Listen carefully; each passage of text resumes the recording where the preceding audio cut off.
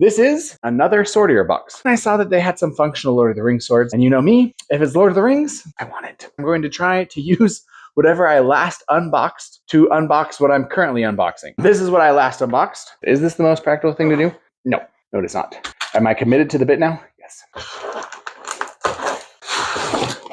Orcris is fine. It gets stepped on all the time. Oh, yes. It comes with an extra belt. Let's take a look at the scabbard real fast. Stitching. It's not exactly in a straight line. But again, these are budget swords. I'm trying to remember exactly how much this one was. It has these little loops on there. These are just friction fit, so they probably will slide around a little bit. You're getting a budget sword with a scabbard, and that's great. The handle looked a little round to me. I was worried about indexing the blade. From this direction, the handle might look round to you. From this one, it's still a little round here at the bottom. It's nice and flat here at the top where your lead hand is. So your lead hand is definitely going to have to be doing the guiding. I also thought it kind of looked weird with this spiraling leather cord. It feels fine. Definitely gives you a lot of texture. Going to the cross guard, there's some runes on here. Has some sort of fake sapphire on here, but a lot of the replicas you get don't have anything here. This metal here on this crossguard just looks a little bit like a kitchen sink to me. And this price point, can't really complain. You can see the leaf blade shape. It is subtle though. This does not feel heavy or cumbersome at all. This feels a lot like a normal longsword. I bet you these pommels are cast because there's some rough bits here. It does look like it's peened. Let's do an initial sharpness test out of the box.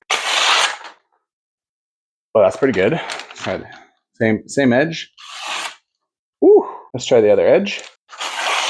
Well done, Swordier. Much better than the cold steel competition cutter that I reviewed a couple weeks ago. If I just close my eyes and somebody handed me this, the grip is very distinctive. So just based off the grip, I would immediately know what sword it is. But if I was just going off of weight and feeling, it does not feel that different from a longsword. Do a quick comparison. So hopefully you guys will be able to see the resemblance. Sting is based, I'd say, pretty clearly off of the Greek Xiphos. And you don't really see this blade shape on anything other than short swords. I'm guessing because it's harder to manufacture. When you switch over from bronze armor and weapons to iron and steel armor and weapons, they become a lot more simplistic for a long time. You actually see some really complex shapes in both armor and weapons during the Bronze Age. So here we are. Surprisingly, the Glamdring seems a bit more maneuverable to me than this replica of Aragorn's sword. And that's because this one is just, the blade here is so broad for so much of it. Here is the cold steel hand and a half sword. Comparing weights, they actually feel pretty comparable. I think the cold steel one might feel a little bit lighter. Has a slightly smaller handle and a slightly smaller blade. Now let's compare it to Orcris. You can see